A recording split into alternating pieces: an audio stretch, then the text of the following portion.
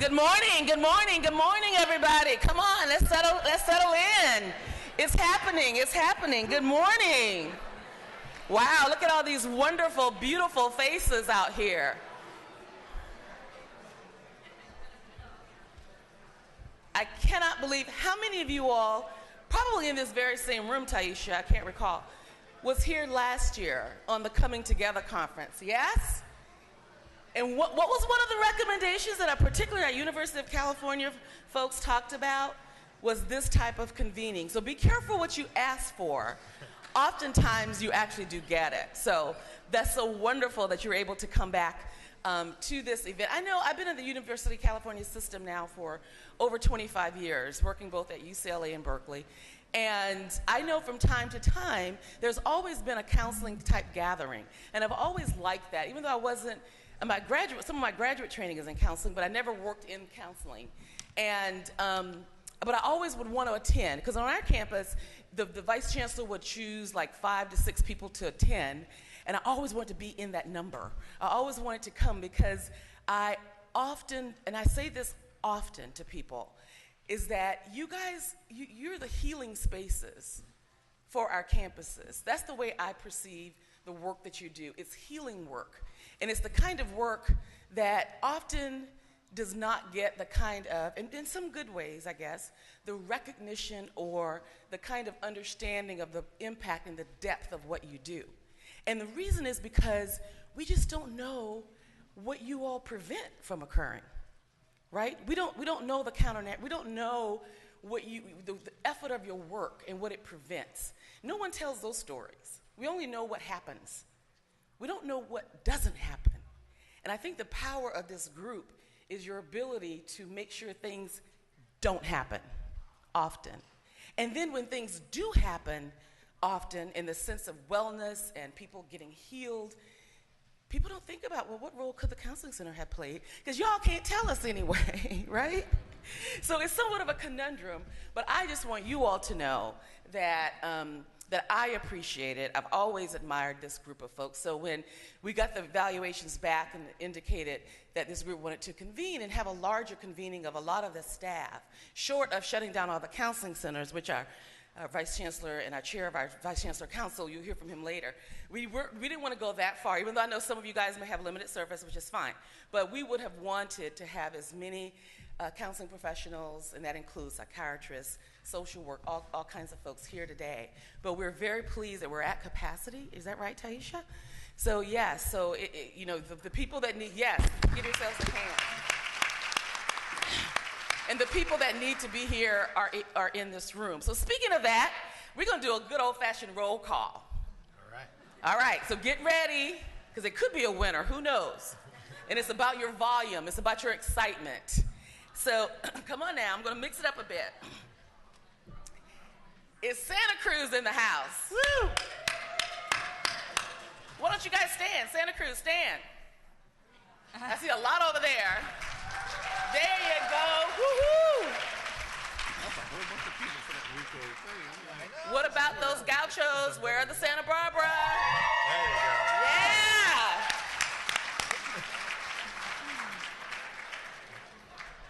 And where is San Francisco? San Francisco. Hey, y'all are representing. That's what I'm saying. Thank you, thank you. And what about San Diego? Where are the Tritons? Oh my Lord, Raina, what did you do? I hope your counseling center is still open. They're all here. How about Riverside? Where are you? All right, good job. You got almost 2 full tables. And where's our lovely baby bears? Merced. Thank you for being here.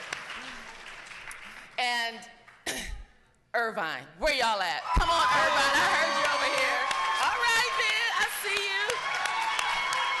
I see you very, very, okay.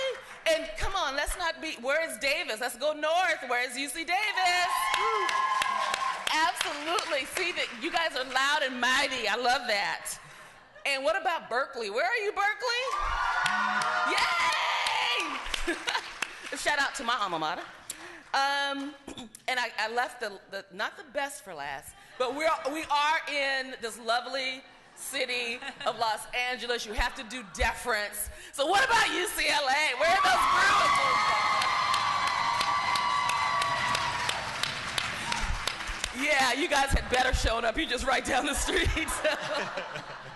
That is wonderful. That is wonderful. I want to acknowledge all of the counseling center directors. You'll hear from the chair of the group in a minute for your vision and for making this happen for your campuses and for all the leadership that you provide. That's very important. And I actually was told by both the president and Vice President Sakaki, because Taisha sent a copy of the PDF of the program booklet, and they're just blown away. They're like, who did this? And you will meet who did this later when we introduce the committee.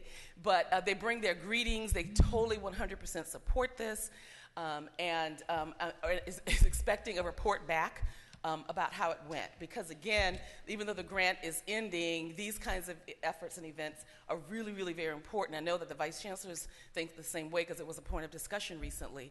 And hopefully we'll continue to see funding moving forward and not be so much held hostage to a grant situation, but that we can get creative and start prioritizing our dollars in the way that it should be anyway. So looking forward to that. I want to also take this time now to introduce the man I've been referring to. It has been such a pleasure. One of my jobs is to staff the Council of Vice Chancellors. And this past year, you know, it makes a huge difference when your chair of your council is actually a practitioner and comes from you all. Let me tell you, it makes a huge difference. That voice, the articulation of the whole development process for students, and the real importance of gaining student agency and student development and identity and helping students, and how all of the holistic stuff works to their good. No one articulates that better than this man sitting to my right around these issues. And let me tell you, I think student affairs in general, particularly on our campuses, are all the better for it, because I've been I've learned so much from him and the way that he conducts the business of the council in a developmental perspective, and he brings that also to that group. So we're very fortunate to have you, Thomas, and thank you.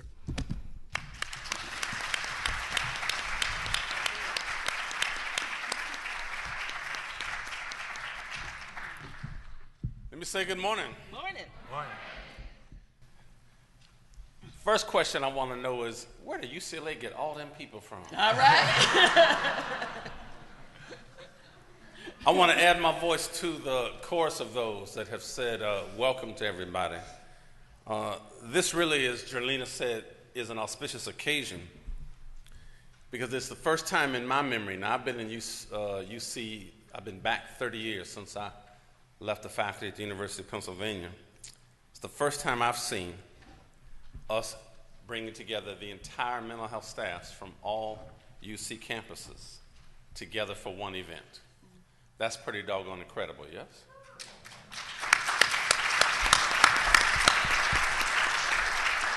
So it's crucial and appropriate that we would bring us all together as the title and the theme for this two-day gathering, to really renew ourselves, to reaffirm our shared purpose to support and promote mental health and well-being for our students and our campus communities. And in doing so, I want to thank Jerlena Griffin-Desta, who actually did not introduce herself, so some of y'all don't even know this is Jerlena. I figured you can read the book. So we get by with lots of support from Jerlena, and oftentimes she is described as the kind of voice behind the neck that turns the head. I mean, she has lots of influence and support for what it is we do and lots of things. So I want to give her a shout out this morning. The excellence she produces and her team is pretty doggone fabulous. So thank you. I also want to make sure that when we run conferences and do things like that, there's always, this ain't right, this ain't going right, whatever. But we rarely have a chance to really thank the people who put this together. But you have no idea what a difference it has made in the office of the president to have one of our own. And I say one of our own literally because she comes out of counseling psychology, comes out of counseling centers, actually comes out of Irvine's counseling center. Oh, yeah, okay. But she takes care of some serious business. So if you want to know why we are making all the momentum we are in the last several years with all the Prop 63 grants and the money and all the other things we're doing. It is because of this woman here, Dr. Taisha Caldwell-Harvey. Yes. Stand up for me, please.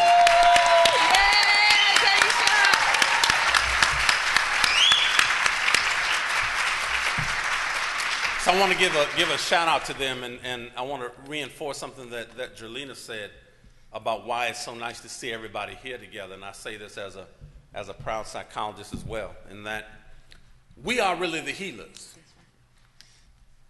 And our job is to be a healing presence in the lives of the students that we touch every day.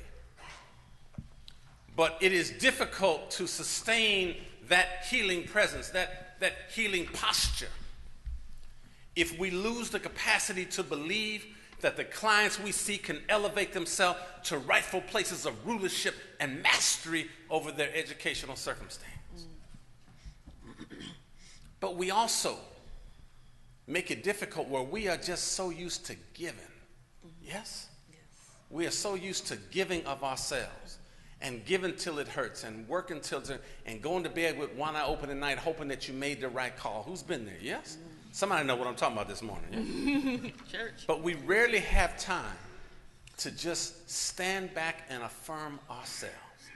And if nobody understands, with all the system-wide meetings for directors and vice chancellors and chancellors and regents and other folk, if nobody understands what we do every day, doggone it, we ought to know. Yeah. So part of what we want you to do is not just take back a lot of information, but spend the time, right, to renew. Spend the time to affirm each other. Spend the time to validate the efforts that you know your colleagues are doing. And there may not be big, tangible incentives you have to provide. If you walk down the hall and see somebody you don't know, just go up and touch a hand, hug them something, and say, I appreciate what you do. Yes? I appreciate what you do. Because we ought to be the ones who provide that kind of healing space. Now, I want to real briefly summarize the work of the Student Mental Health Oversight Committee that I have the pleasure of chairing. And the UC committee was tasked really with trying to assess the trends in student mental health at UC and across the nation, try to both discern the levels of service appropriate for our student mental health needs, as well as determine whether campuses had sufficient resources to provide those services, and then finally to provide recommendations for identifying resources to support the increased needs. And there are lots of us that have been on this initial committee. And from the initial charge, and that committee that was co-chaired, by the way, by Vice Chancellor Michael Young out of Santa Barbara, where my gauchos at, right? So we always want to celebrate Michael Young. And Joel Dimsdale, who was our psychiatrist at UC San Diego. So where my Tritons at again? Right. So Vice Chancellor Young and Dr. Dimsdale co-chaired that committee that made the initial push and thrust toward trying to get more attention, more services, more support for UC. And we were able to make some great strides years ago, even before all the budget crazy hit. And so now it's our task to come back up and pick up, right, on that legacy they left. The great Algerian psychiatrist Frantz Fanon reminds us, and I remember this every day, that each generation out of relative obscurity must reach out and seek to fulfill its legacy or betray it. So the legacy we inherit from Michael Young and Joel Dimsdale is about advocacy, it is about support, it is about trying to bring the issues of mental health, both in health promotion and disease prevention, to the forefront of the UC awareness and consciousness. And it will be my task as the current chair of that committee to be able to go in to continue that. And while there have been lots of vice chancellors and lots of other folk who've been part of that committee that are currently on it, I want you to also know that there's nobody who's been a bigger champion for that work and all that we do, particularly when, you know, we sometimes get to tripping about, you know, who's high ranking enough and who's not. But this individual has been involved every step of the way just because she's so doggone good. And I want to give her a shout out this morning. This is Liz Gone Guy, yes, who's there too. So Liz, stand up for me. From UCLA, so thank you. So from that original charge emerged a series of recommendations for a three-tiered model. So everybody seen the three-tiered model? Yes, no? Give me something. Yes? Some of y'all like, no. Okay. So one of the things we'll have to do is expose them to the three-tiered model. So the three-tiered model included critical mental health services. It included education and training. And it also included a provision in Tier 3 to try to figure out how we can create a healthier campus community and learning environment for our students. So the model served as really a paradigm or a conceptual template for our student mental health grant that was awarded by Cal Mesa with Prop 63 funds. And the original mental health committee has become that really permanent oversight committee. So now we are the oversight who make sure that all the things that we promised to do are now being done. So as we now move into the charge of the current student health committee, I say all this as a way of providing some context for the important work that we will do here today and throughout the year. So the charge of the student health committee as it is currently constituted is aligned with the work we will be doing here together as we're all engaged in a shared mission of success and well-being for our university community. So as I now have assumed that chairpersonship and the role of the committee, there are particular foci that we will focus on this year that are really in 4 domains. So the first is we want to reinforce the reciprocal nature of mental health in the academic enterprise. We spend a lot of time talking about how wonderful our students are, how bright and talented the classes we've just recruited. So all of your campuses will be there putting what I call, the statistical profile and characteristics of all these bright, wonderful kids who will now make entry, if they haven't already started, on your campuses this fall. Yes? Everybody been there? What we spend less time talking about are not just the pride factors, but the human factors. And it's the human factors that we have to be able to pay attention to, in that. And so I would argue that mental health and the academic enterprise exert a profoundly reciprocal relationship because success in one domain is contingent upon success in the other. We exist in student affairs to support the academic mission, make no question about that. But I'm also clear that students will have a hard time taking maximum advantage of any of the resources in any of our institutions if they have concerns about where am I going to live and how am I going to afford it, and oh, by the way, what happens if I get stressed out, and if I really get depressed, what do I do? So you can't have academic success and not have academic wellness. And that's where we are so crucial to that. So that's part one of what we'll be doing in the domain that we will be focusing on. The second piece is I want to continue, and we as a committee do, to advocate for resources that our mental health centers and professionals will need to engage the important work that they do. So we have been, I think, successful at being able to advocate for more resources coming to your counseling centers. So we're hoping with the resources that have just come down that will in some small way help us inch a little closer to where we want to be in terms of more personnel, enhanced services, decreased wait times, and more access to mental health services for the students on our campuses, and even some of the staff and faculty that lots of us treat well, Yes? Because some of us are treating those folk too, yes? Thirdly, we want to lead the charge to what I'm calling deprivatizing and publicizing issues that our clients bring to our individual and group sessions.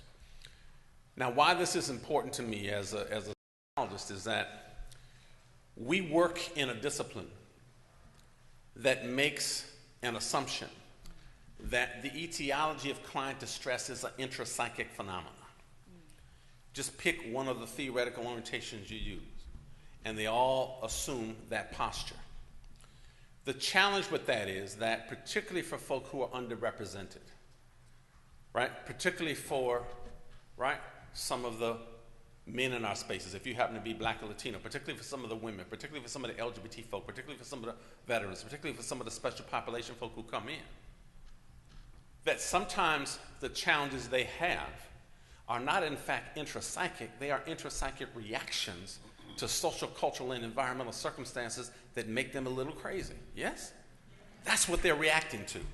So our challenge on this mental health committee is going to be to deprivatize and to publicize some of those issues so that we can do a better job of exposing some of the social pathology that exists on our campuses and in these students' lives so that we can begin to translate our clinical data into systemic interventions that will allow different corners of the university to begin to address some of those things, right, that put our population at risk. Even if we are very good at helping our clients to be less depressed and less anxious and less guilty, and, they bug out a little less. All we've done, if we stay in the same models we're in, is help them to be a little bit more mentally healthy and still sent them out into the world still vulnerable to the same social pathology that wound them up in our office in the first place. That has to stop today. And that is what this committee is committed to being able to do as a third rung of our intervention strategy. And fourth, we want to help us all become aware of the best practice strategies that can be most beneficial in the services to our clients and the broader student community. So this conference is a fulfillment of one of those promises that we made. So we are delighted to collaborate as a mental health committee with our counseling and psych service directors and other folk and the mental health committee up at UCOP to be able to bring this conference together and hopefully share the best practices that we have. Now, on behalf of the Student Mental Health Committee, I'm happy to be able to support this gathering of professionals from all across the university system. And we're not only here to support our students and our campus communities, but we are here to support each other. Yes? Yeah. We are here to support each other. So, just by way of a little bit of ritual, I want you to just touch somebody at your table and just say, I'm here to support you. I got right? You, all right. All right, real quick. Now, turn behind you or in front of you and tell somebody, I'm here to support you. Two.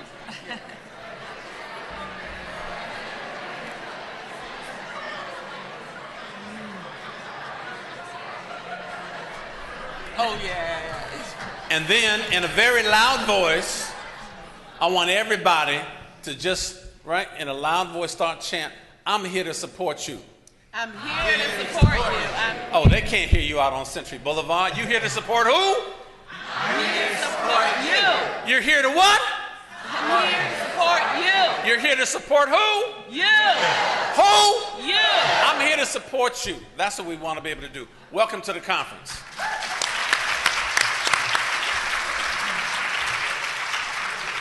And now it's my pleasure to introduce one of our colleagues. He has recently joined the Student Mental Health Oversight Committee, so delighted to have him there. He also is the director at UC Santa Cruz, where my banana slug's at. Woo!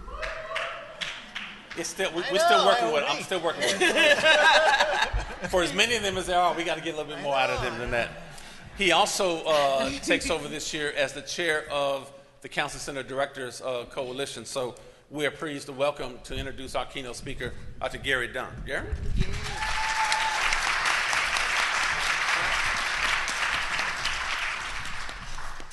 Thank you, Thomas. That was great. And no, I'm not the keynote speaker, thankfully, but I am going to give you a little welcome. Actually, that's going to be introducing Sonia in a minute. But I'm so thrilled to be here and to bring welcome on behalf of the CAPS directors. So we're thrilled about this, and we want you to know that. I asked the CAPS directors, we had a meeting this morning, what's the most important message you want me to give to this group from us? And it was that we value you, and that we appreciate you, and that we appreciate the work that you do every day and how hard it is, and that we think you're the greatest group of counseling center professionals in the world. So give yourself a round of applause.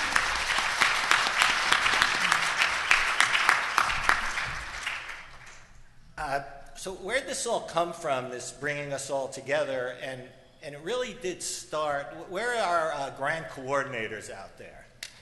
The student mental health grant coordinators. Maybe stand up if you were a grant coordinator.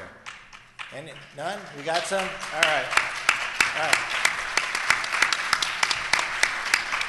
Well, thank you. You all did an amazing job, and we gave you these jobs, and we're not exactly sure what this job is, but we're pretty sure that you can do it. And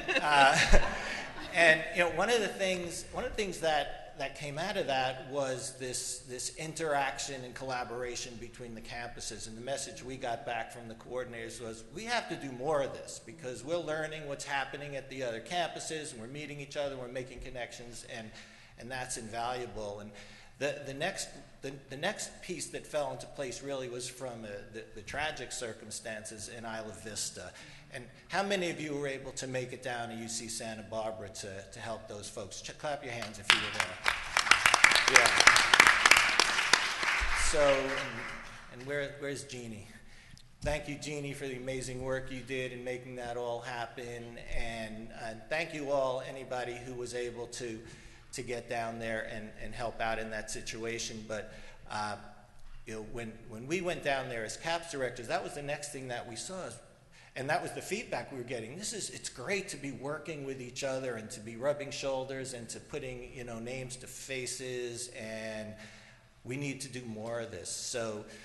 So we really started thinking about, well, let's make this happen, and then with the support of UCOP and Thomas and the Student Mental Health Oversight Committee and Jerlena, and most of all Taisha Caldwell, who really just made this happen like a phoenix rising. So, and we were all like, can we really pull this off in such a short period of time? And we did. So thank you for everyone. And the other piece here, and we'll be acknowledging the planning committee, but the staff involvement in this was not like the directors deciding what we're going to be doing. This was all of you and representatives from the various campuses getting involved and pitching in and making this all happen. So thank you for all of that. And I hope one message that y'all come away with. We work at a great university system, and campuses do amazing things, but we really are all part of something bigger than that. I mean, we're the University of California, and that's amazing. So own that and feel that and connect to that we're part of a great system and do amazing work here. So I hope you walk away with that. One of the things that we're going to be emphasizing, the structure's a little bit different. You'll be hearing more about it, but you can see from the program that we put an emphasis here on talking to each other. These roundtables are not about that there's going to be some expert explaining how these things work, but it's just an opportunity for people from different campuses, from different disciplines to talk about important issues and to share information and to learn from each other and grow from each other. So in addition to like more traditional presentations, that we're going to be doing all of this. So really take advantage of that, and we want to learn from what you all come up with there.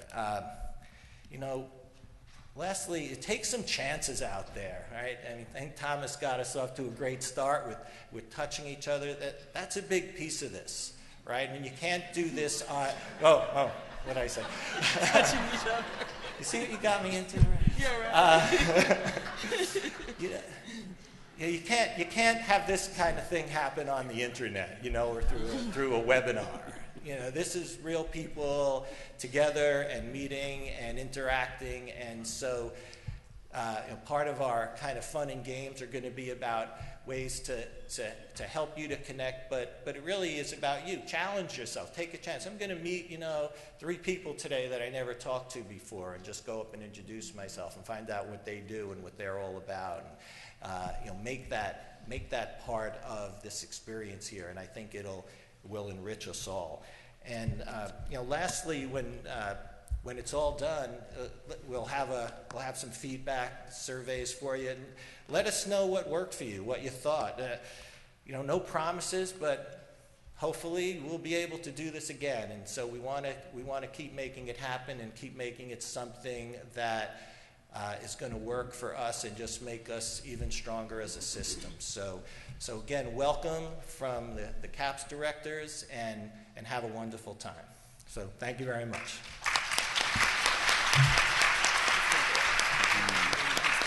And now it's my pleasure to introduce our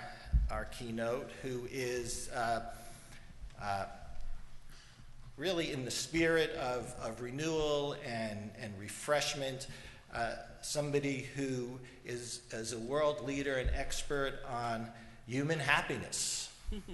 And the author of 2 books on human happiness, The How of Happiness and The Myth of Happiness. And that is, I'm going to try my best to get this right, is Sanya Lubomirsky. How do I do? Good. All right. And I just want to say a couple of things about her.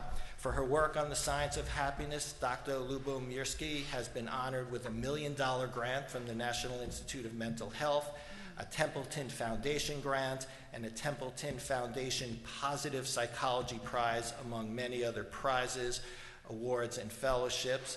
I didn't say, of course, that she's a professor of psychology at UC Riverside. So, all right. Thank you, Riverside.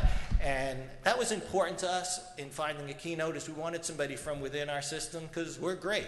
And we don't have to get somebody from another system. We have it all right here. So that was important. And so Sanya's work is not only of interest to our students, but to us as well. And we're hoping that she can help us promote student and community well-being, and maybe remind us about, I think, this assumption that as mental health professionals that we have it all figured out about self-care and happiness, and I'm not sure that's entirely true.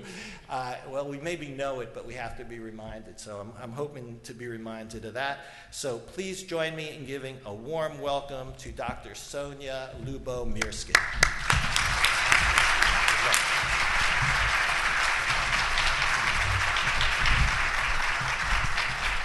Thank you so much, everyone. You guys are so enthusiastic. It's going to be a great day. So I'm so grateful to be invited to this all-caps conference. Actually, my kids go to school just 8 minutes away, so I dropped them off this morning and just drove over here. Just to be talking to this amazing group of individuals who spend time mentoring and working with and caring for the mental health of the UC community, UC students. I think that's really wonderful. I hope that to convince you today about the importance of studying and practicing wellness, or happiness in my case. So let's talk about happiness. I'm going to talk today about my research on happiness. Here are my collaborators. Almost all of them are UC Riverside grad students, current and former. Many of them now have academic jobs. And a lot of the work I'll be talking about is described in my book, The How of Happiness, just in a very accessible way. During the Second World War, a lot of resources were spent by aviation experts to study airplanes that went down. And one day somebody asked, why don't we study the planes that stay up in the air?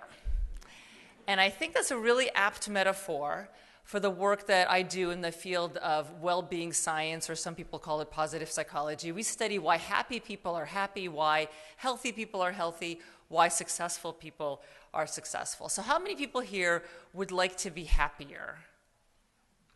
Okay, most, and I'm sure you have friends or family members or colleagues who you wish were happier. So I think most of us, I mean, in a good way, right?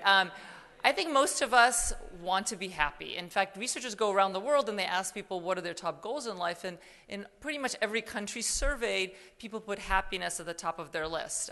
It wouldn't be surprising that people in the United States do. Happiness is sort of part of our culture. It's in our Declaration of Independence. But here's some data actually from some surveys, and just as an example, I'm showing you US, Greece, Germany, South Africa, China, Argentina.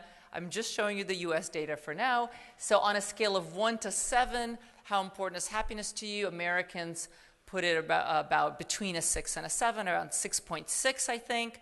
And here's some comparisons from other countries. Pretty equally high also. I mean, there are actually some significant differences there. In Germany and China, people actually rate importance a little bit lower, but it's still very high. It's still around a 6. So I think that happiness is important for most people around the world, and happiness is also a good thing. So some people think that happiness is trivial, it's all about feeling good, it's about pleasure, but it turns out that when you're happy, good things come to you. So 2 colleagues of mine and I did a meta-analysis, which is a study of studies, of 225 studies. And we basically looked at studies that show that these are correlational studies, longitudinal studies, and experimental studies. And they show that basically when you're happy, you sort of accrue good things. You're more successful in life. So happier people are more productive at work and are more creative. I'm going to show you some of these data, some of these examples in more detail. Happier people make more money. They are better leaders. They're more likely to marry and have more successful relationships. There's a famous study that was done by Berkeley researchers, although they did the study at Mills College, which is a women's college, you may know. And they found that women who looked genuinely happy in their yearbook photos were more likely to be married at age 27 and had more satisfying marriages at age 52. It's kind of amazing. It makes you want to go back, right, to your yearbook and see if you look genuinely happy there. So happier people have more friends. They're physically healthier. Happier people even live longer. You might know this from just reading the newspaper. They're more helpful. And they're more resilient to stress or trauma. So what I'm going to do is show you just some examples, kind of go into more detail about some of these findings because they're so important. So let's start with physical health. Obviously is really important, not just for the individual, but their family and their community. So there's many, many studies in this area. Most of them are longitudinal. They measure people's happiness at one point in time, and then they follow them across years to see, who gets sick and who stays well. And so let me show you some of these studies. These are all separate studies with separate samples. And so people who are happy at one point in time have a lower incidence of stroke 6 years later and lower incidence of coronary heart disease and ischemic heart disease 11 and 15 years later. If you have heart disease, you're more likely to survive it if you're happier. If you have lung cancer, you're more likely to survive it if you're happier. You're less likely to be on disability up to 11 years later if you're happier. This is an intriguing one. Happier people are less likely to die in a car accident. Perhaps they experience less road rage or are more likely to wear seat belts. And they're less likely to die of all causes. So why is happiness good for health? Likely many reasons, right? Happier people might be less likely to be stressed. They may be more likely to practice healthy habits, right? Exercise more, eat better, wear seat belts. Positive emotions, which are the hallmark of happiness, also are likely to contribute or improve our immune system. So let me show you a famous study. Some of you may know about it that was done to look at that question. So I call this the cold virus study. There is a picture of the rhinovirus, which is a cold virus. And so in this study, healthy volunteers completed a measure of happiness or sort of the extent to which they experienced frequent positive emotions. And then they were all administered the cold virus directly into their noses, okay? So this is the rhinovirus, not a study that I think some people would want to be in, but I should say the participants were compensated $800 to be in this study. So they were paid quite well. So you know how when you travel on an airplane, there are cold viruses sort of floating around. Actually, my doctor says it's that they're sticky. They stick to surfaces. And some people always get sick right after travel. Some people never get sick. And so maybe it has something to do with the strength of their immune system. And so the idea is that everyone's administered the cold virus. Everyone has it in their system, but who actually gets sick? Because you don't always get sick when you have it. And so these individuals were quarantined for 5 days in a motel, and then they were followed for a month to see who got sick, who actually developed cold symptoms. And what they found was that happier people were actually less likely to develop a cold, and when they did, the cold was shorter. Okay, and what's amazing kind of is that they tried to control for other variables. So they controlled for things like age and body mass index and ethnicity and levels of education. So it wasn't the case that the happier people just happened to be younger or thinner. Interestingly, unhappiness was not related to who developed a cold, which is kind of surprising. And so here's an example of a study that showed that happiness is related to immunity. Okay, so what about work? Is it important? Is happiness important in our workplace? So you might want to know, and absolutely it is. So there's lots of studies on that. Here's an example of a sort of a sample study. Researchers went to a workplace. This happened to be a California agency, a government agency, More of the employees were male, average 45 years old, and they measured the happiness of the employees. And then 3.5 years later, the researchers went back and then they asked the department managers to rate these employees on a variety of dimensions, sort of how good a worker is this each person, do they offer good ideas when they speak up, do they have high performance goals, do they pay attention to when you talk to them, do they work harmoniously well with others as a team, and they found that the happier employees, and remember the happiness was measured 3.5 years earlier, were rated as more superior in all of these dimensions. So lots of studies show some very similar effects. So I would say like this applies to everyone here. You know, the 25 happiest people in this room are going to be the most effective, competent, successful employees. Doesn't mean that you can't be incredibly good at what you do if you're unhappy, but it's a correlation, but it is a robust correlation. Okay, so that's work. Now, some researchers take another approach, and what they do is they try to induce happiness temporarily in people in an experiment and see what kind of effect that has. And so this is one of my favorite studies. Some of you might know about it from your introductory psychology classes.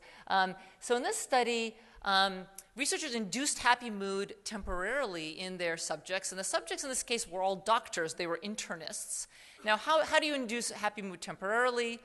You know, you can show a funny video. You know, there's lots of different ways to do it. Give people a gift. In this case, they gave people candy and chocolate. Okay. Now they gave them to them in a cellophane package so you could see it, but you can't eat it right away, right? And the reason is they didn't want the physiological effects of eating to influence the study. And they also excluded dieters, right? That makes sense. If you're on a diet, you're not going to be made happy by a gift of chocolate and candy. So these are doctors who were not on a diet. They induced happy mood, and then they gave them a test of creativity. Now, this is a pretty popular test of what's called creative or flexible thinking, where you're given a set of these kinds of items. You're given a set of 3 words, and you have to find a 4th word that sort of goes together with these 3 words. And the faster, the more of these items you can do, kind of the more creative or flexible in your thinking you are. So here's an example: club gown mare. Anyone have the answer to that? Night. All right, do you see that? Nightclub, nightgown, nightmare. It's kind of, once you see it, you're like, oh yeah, but it's hard to do these. So the idea is that the more creative you are, the more flexible you are in your thinking, the better, the faster you are at these kinds of questions. And those doctors that were given a little gift of chocolate and candy did better on this test, which is kind of amazing. You know, some people trivialize or derogate sort of temporary mood, or bursts of positive emotion. You think, well, what's the big deal? Just a little bit burst of positive emotion. It turns out those little bursts of positive emotion can have robust and positive and durable consequences, right? And it can even lead to what are called upward spirals, right? You might feel good for a moment, you might feel more creative, have a new idea, you might smile more, be approachable, make a new friend, get more social support, and that kind of leads to sort of more and more good things. Okay, so here's an example of sort of how happy mood can promote creativity. Now, happier people have more friends, and also they're more generous, which is, by the way, is important because some people think that happy people are sort of self-focused. They're too kind of selfish, focused on their own well-being. Actually, that's not the case.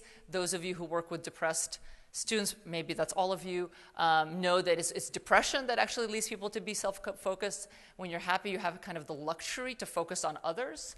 And so we were interested in so we know that happier people are more generous, but is acting more generously, does that make you happier? So we did a study with, this is the only study I'm going to show you that was done with kids. These were 9 to 11-year-olds in Vancouver, in the school district of Vancouver, Canada. We went to the classrooms, and with teachers' assistants, we asked 10 of the classrooms of these kids to engage in 3 acts of kindness a week. Okay, so every week, do 3 nice things for someone.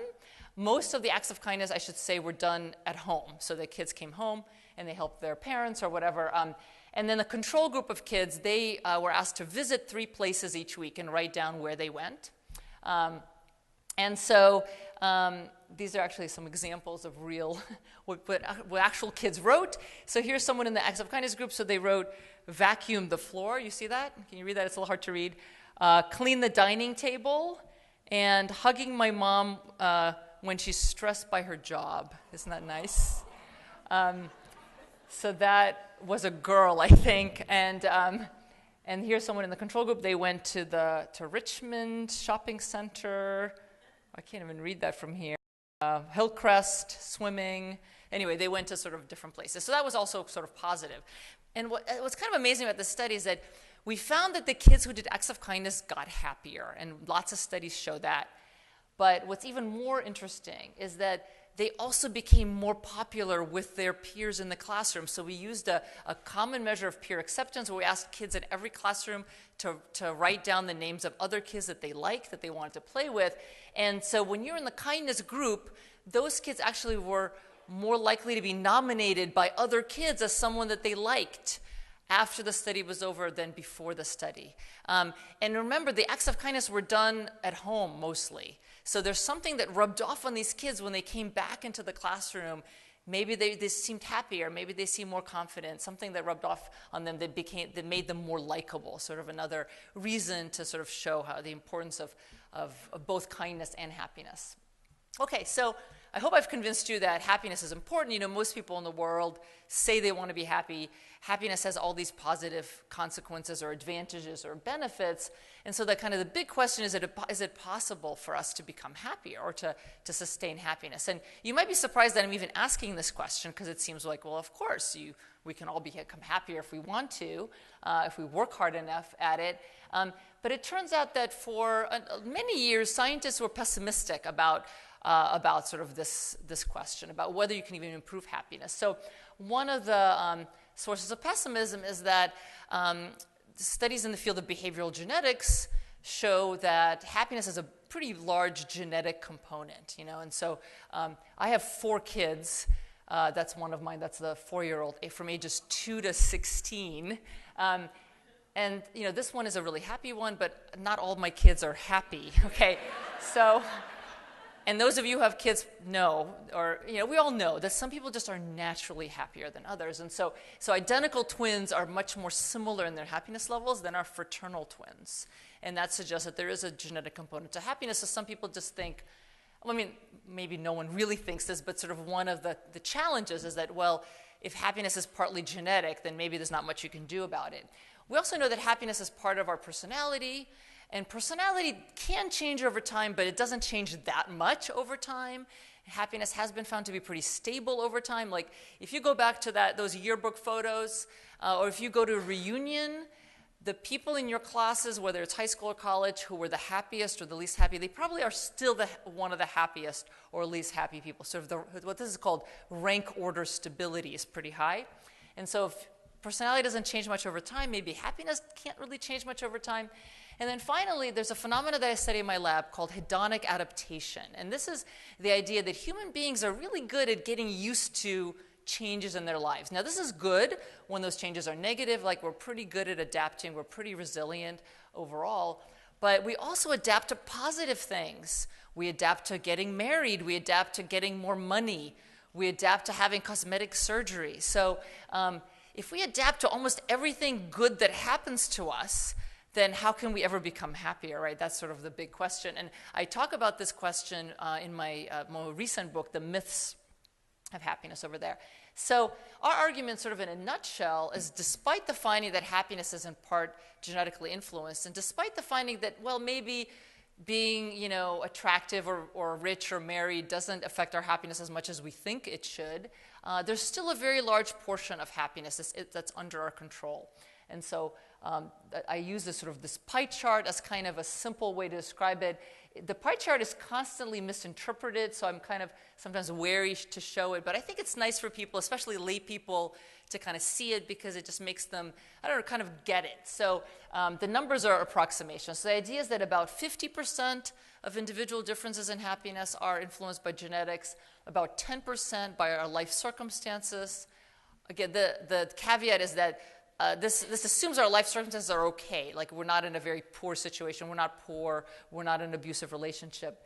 And then that leaves about 40%, but that number is really, really just an estimate, sort of under our control. So that's kind of what I do in my research. How do we harness that 40%, that part of our happiness that we actually can control and do something about? And so in our research, what we do is we study different happiness increasing strategies. And I just put a kind of a list of some examples up there. I'm sure none of you are shocked to see that, savoring the moment or practicing your religion or meditating or being optimistic makes people happy. But what my lab contributes is actually testing these strategies experimentally. And so we do what are called happiness interventions, which are basically just experiments in which people are prompted to change themselves in some positive way. And our happiness interventions are kind of like clinical trials. Technically, they're not clinical trials, but they're sort of similar. And when you think about a clinical trial might test, for example, what is the right dosage for a drug? And should certain drugs not be taken by certain people or in combination of other drugs? And that's kind of what we're doing in our studies as well. Like, what's the right dosage of gratitude? Is there such a thing as too much gratitude or too much kindness, right? Or too little? And maybe it's not right for everyone. Maybe it's more right for some people than others. So that's what we're doing in our studies. And we've done many happiness interventions over the years. I think we're running about 6 or 8 right now as I speak. Or my students are running them. So over the course of 4 weeks or 8 weeks or 10 weeks usually, we ask people to practice different kinds of strategies on a regular basis. We just, my lab was on the Today Show recently, last month I think it was, where they talked about that, live their life like it's their last month. We did a study where we asked people to pretend that you're moving away, far away, in a month, and you kind of live your life like it's your last month and really savor your friends and your activities. So anyway, we have people practice strategies, and then we always have a control group or some other kinds of comparison groups, and then we follow people over time. We measure their happiness over time and sort of other things and see if people improve over time. And so the focus of my lab is sort of how and why do happiness strategies work, sort of what are the factors that underlie their effectiveness. So I'm just going to give you just a quick flavor of some of the studies we've done, and if you think they might be relevant to you or to students you work with, you could use them. By the way, I have at the end, I'll show you my websites. If you go to UC Riverside Psychology, I have a website. It's sonialubomirsky.com, and all my papers are on it. You can download them very easily, and my email is right on there. I don't hide it or anything. So you can email me if you have any questions, or if you want to get a particular paper or a measure or something like that. Okay, so here's an example of a typical study where we ask people to count their blessings. So this particular study, people over the course of 6 weeks were asked to think about what they're grateful for in their life. Basically, keep a gratitude journal. And so in this particular study, this was done this was the first intervention I think I ever did. And this was done with UC Riverside undergraduates. And so, but what we did is that we kind of, we tested the right dosage. So we had some of the undergraduates counted their blessings only once a week, every Sunday night, and others counted their blessings 3 times a week, Tuesday, Thursday, and Sunday night. And so here's what we found. We found that these are changes in both gratitude and happiness from before to after this 6-week intervention with students. And we found that people who counted their blessings once a week, they became more grateful. You see the red bar over there, and they became happier. The control group either didn't change or actually became less happy. I can tell you about why later if you're interested. So it turned out that expressing gratitude too often maybe was not effective. Maybe it sort of became boring or monotonous. It lost its freshness and meaning. There's also studies that show that if you try to do something too much, it can backfire. So maybe if you try to express gratitude too often, you sort of can't think of things to be grateful for, which leads you to conclude that, I don't have anything to be grateful for. And so this is an example of sort of the importance of dosage, right? So whenever you practice any kind of positive activity, any kind of strategy, you want to kind of figure out, like, how often should you do it, how much should you do it, sort of how much is too much, how little is too little. Okay, here's another example. Oh, well, when I talk about gratitude, some people kind of wince, right? Because they're like, oh, counting your blessings, that it just sounds kind of trite and hokey to a lot of people. And that's true. I mean, it does sound, some people just don't feel natural or comfortable expressing gratitude. And so one of the themes of my work is the importance of fit, is that you have to find kind of what fits your personality or what fits your culture or your goals. And so maybe gratitude isn't for everyone. I have a colleague who just would never be caught dead, like with a gratitude journal in his hand. But he realized that writing emails to a few people in his life, like his former mentors, and thanking them for their support, like, was very meaningful to them. So he sort of found a way to express gratitude that was very meaningful to help them. So we all could kind of find a way to practice positive activities in a way that fits us.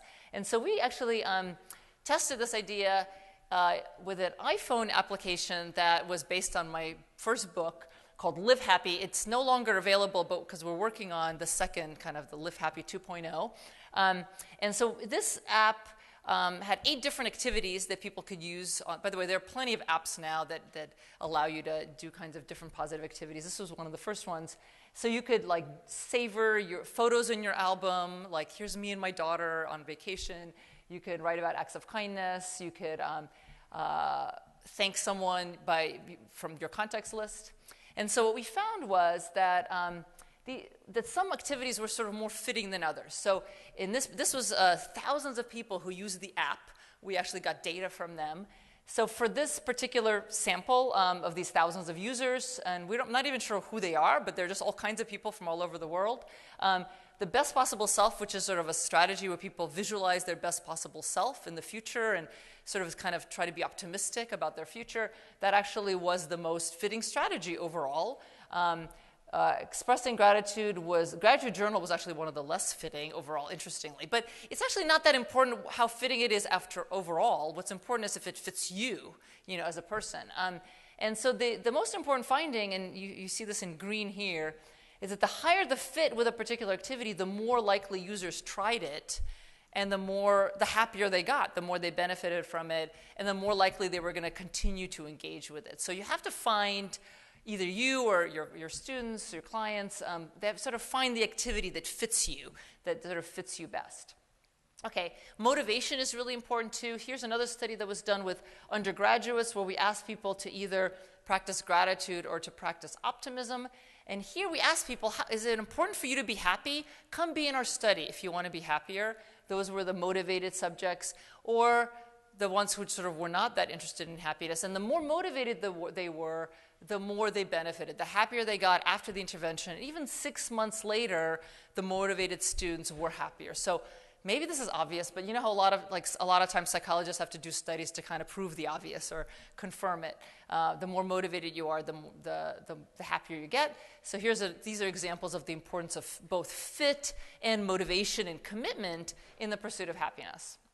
Okay, what about social support? We're finding that it's really important that people are kind of supported and encouraged in their efforts to improve themselves or to become less depressed or happier. So here's a study where for 4 weeks, another study with students. I'm trying to kind of find all the studies we've done with students, UC students. So UC students were asked to visualize their best possible self, to try to be optimistic about their futures. And you see the red bar, people who did that got happier than those who were in the control group. But those who had social support, so we also manipulated social support and encouragement from their peers, they got even happier. So here's an argument for making sure that students or yourself or anyone that's sort of doing this has a buddy or some kind of encouragement or support in their efforts to kind of improve themselves or become happier. Okay, so there's the importance of social support. Now here's another topic that I'm really interested in, which is the role of culture. And of course in UC, there's students from many cultures. We have a number of collaborations. We haven't looked at every sort of culture, but we're right now sort of focusing on Asian culture, and Asian American, but also Asian. And so we have a collaboration with Seoul National University in South Korea. And so here's an example of what has come out of it. So students at Seoul National University were compared to students at UC Riverside. And these students wrote gratitude letters, and they also did acts of kindness. And we followed them over time to see if they got happier. And this was a 6-week intervention. And here's what we found. So here are the UC Riverside students. This is a line graph, so the line getting higher means that people are getting happier. So you see that UC Riverside students who practiced acts of kindness, which is the red line, and who wrote gratitude letters, which is the teal line, they got happier over time. Okay, so that's not surprising. We found that before. And here's what we found for the Korean students. So it's very interesting. The Korean students got a little happier when they did acts of kindness, but they actually got less happy, or actually it wasn't significant, but there was a trend when they wrote gratitude letters. So we thought, well, that was interesting. And it turns out that, well, gratitude, but lots of positive activities might have sort of different effects in different cultures. So we talked to our collaborators and people. I actually was asked to give a talk for the Ministry of Education for the middle schools in Seoul. Seoul has a kind of a crisis with mental health. There's a high suicide rate in the schools there. And so we asked them, and they said, well, gratitude is really a complicated experience in Korea, that you might feel happy when you express gratitude, but it might make you feel guilty or uncomfortable or sort of maybe even ashamed or indebted, right, when you express gratitude. So it's not always a completely positive experience. So we always have to kind of take that into account, that people from different cultures are going to interpret what were these sort of different activities in positive or negative ways.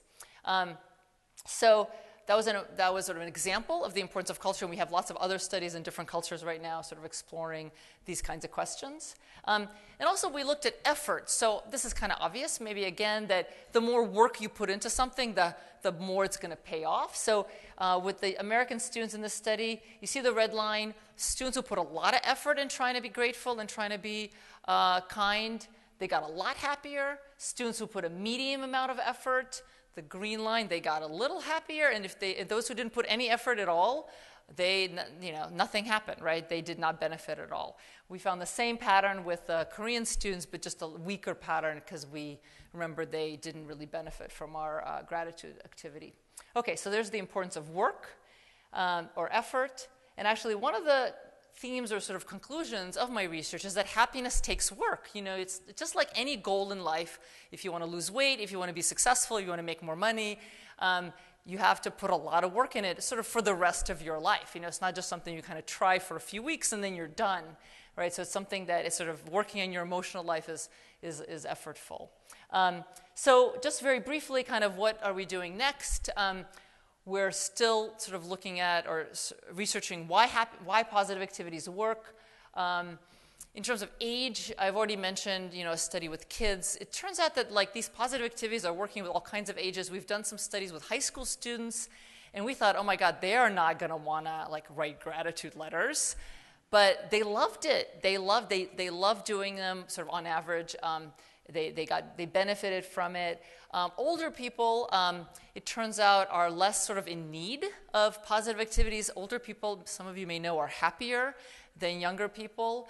And by older, I mean over 65.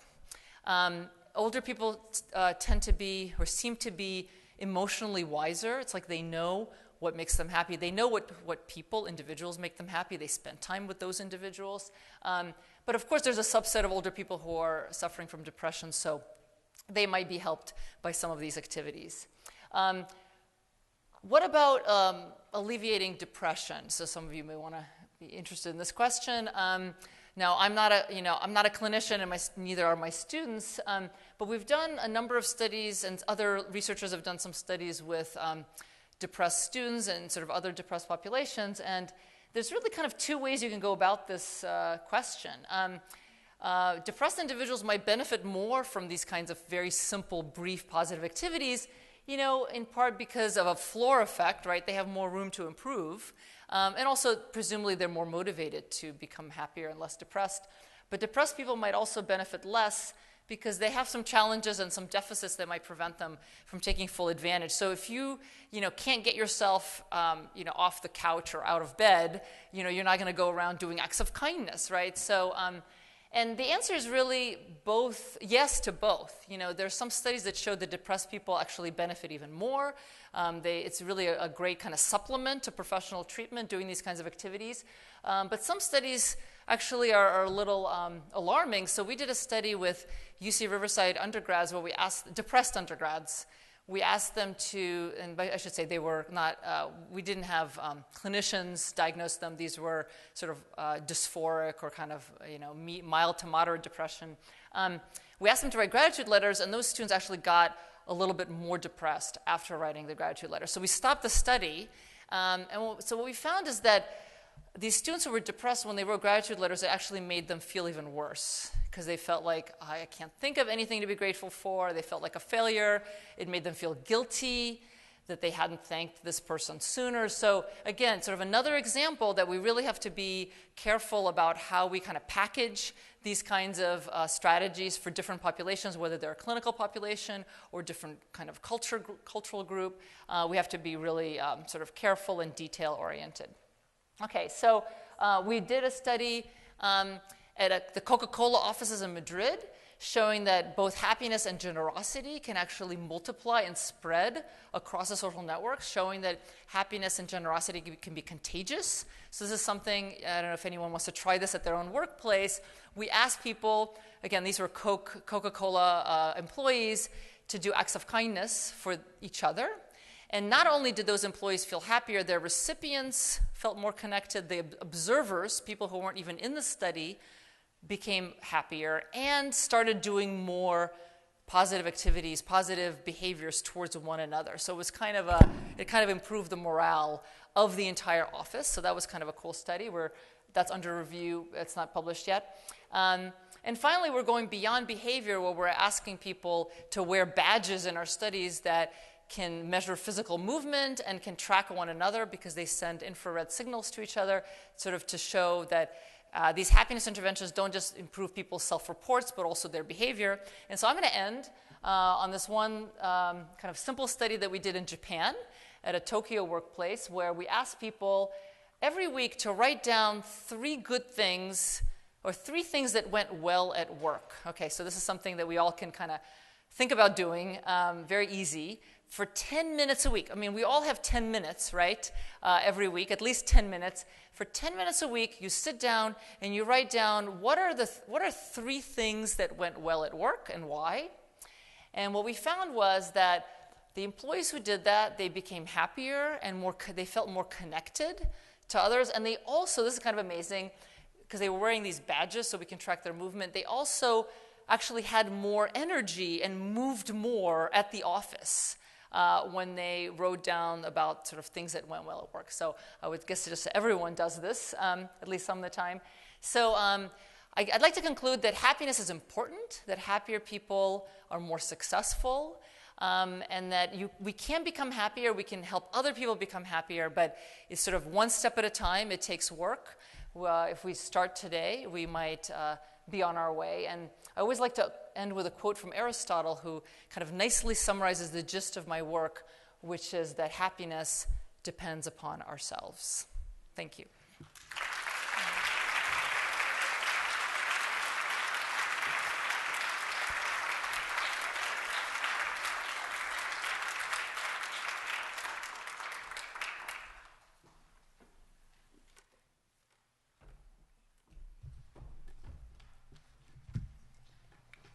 So I just want to say thank you for that. We can give Sonia another round of applause. Thank you.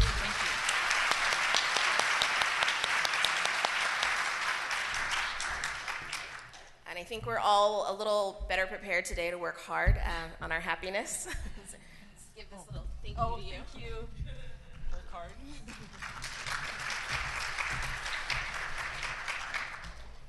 All right, good afternoon. I know everyone is getting hungry, so we're going to get you to lunch in just a few minutes. My name is Taisha Caldwell-Harvey, and as I was so kindly introduced by Dr. Parham today, honored to be here today, and I was been honored to chair the committee that put this conference together. I work at the Office of the President as the Mental Health Coordinator and Program Manager, and I've been there for 3 years, started with the Cal Mesa grant, and it's transformed into something completely different and amazing. And I want to give a shout out to UC Irvine, where I was before, for all the training and mentorship I received while I was there. So as someone who's worked in the counseling centers, I really understand how hard you all work, and I'm happy to be here and be in a position to facilitate this kind of a conference, and I really hope you take it as your meeting. So this is your staff meeting, and I hope you take full advantage of all of the exciting features in the program. And so I want to go over a little bit of the logistics. But first I want to acknowledge the planning committee that has worked really hard with me over the past couple of months to put this together. And if everyone could please stand that's on the planning committee.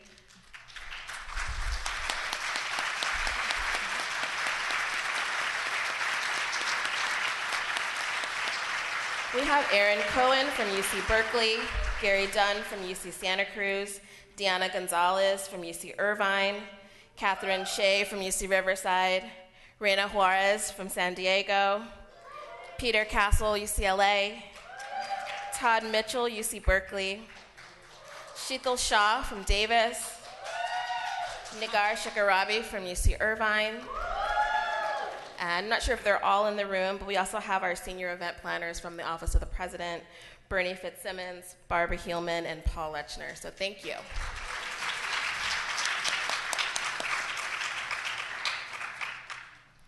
All right, so I'm just going to go over a few logistics, and then, like I said, you're going to get right to lunch. So the restrooms are to my right, so you're going to walk out of the ballroom, and they're just to the right. Parking will be discounted for attendees to $12 a day, so make sure you pick up your coupon from the registration desk if you didn't get that already. We were alerted that we have a few nursing moms in the house, so we have a nursing moms room. There's a key at the registration desk. You can pick that up anytime between today or tomorrow. We have conference evaluations that we'll be handing out at closing session. If you plan to take off a little early, you can also pick that up from registration desk and fill those out ahead of time. We're also video recording a lot of the sessions, the majority of the best practice sessions. So we ask that the presenters please use the microphones so we can capture all of that. We're not recording the roundtables as we want to facilitate open and honest dialogue. Let's see. If you use social media, our hashtag UCCAPS 2015. So tag us on social media. You have an activity with you that you picked up at registration. It's the networking roulette. So if someone has it, can wave one in the air. Thank you. Yes, if you don't have one, you can pick one up at registration. I've noticed that some people have already started working on it, so that's great. But we wanted to encourage you to meet your colleagues. There's questions on there, like looking for someone that you could collaborate on a conference with, etc. So if you get those completed, then you'll be able to enter that into a drawing at our closing session tomorrow. We have some great prizes.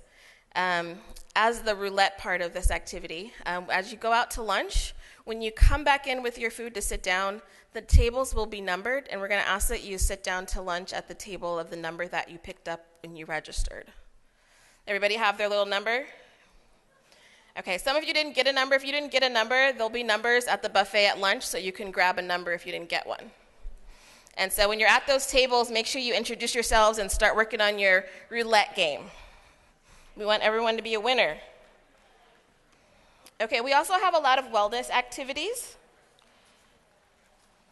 So if you look at page 10 and 11 in your program, tomorrow morning we have a mindful meditation session at 7, so we hope you'll join us for that. We're offering chair massage tomorrow. I hope people are excited about chair massage. There's sign-ups out in the lobby, so you can pick a time and make an appointment for that.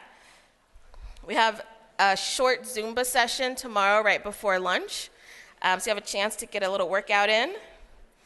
We also have our public service announcements and training videos and the directing change videos that our students made.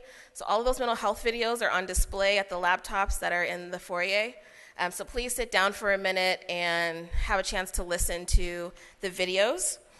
And then we have a Zentangle activity, and I see people sitting at the table over there at the Zentangle table. So this is a drawing wellness relaxation exercise. So read the instructions, take a moment to kind of see what it's all about, and give it a try. And for doing any of the wellness activities, you pick up raffle tickets, and you enter into our raffle to win lots of really great prizes, and we'll start raffling those off tonight at the networking reception. So dinner's on your own tonight, but before dinner at 6:30, out here to my left on the patio, we're having a networking reception. We'll have appetizers. It'll be a chance for you to meet up with your colleagues and make dinner plans. We're also going to do a little open mic. We had a few people sign up to perform, so excited about that. And we're going to be raffling off a few prizes out there, so make sure you have your raffle tickets. And then one of our vendors has placed an invitation in your program. That's on page 30 for dinner at the Daily Grill. So those of you who don't have dinner plans and you're interested in knowing more about Numitra, please RSVP by 3 o'clock, so they're making dinner reservations. Okay, and those are all of the logistics. Those were a lot of logistics. But I thank you for listening. So as I'm going to dismiss everyone to lunch, there's a buffet. It's right outside the doors. They're double-sided. There's a couple stations, so you should be able to get your food quickly and then get to your first round table in about 30, 40 minutes. Thank you.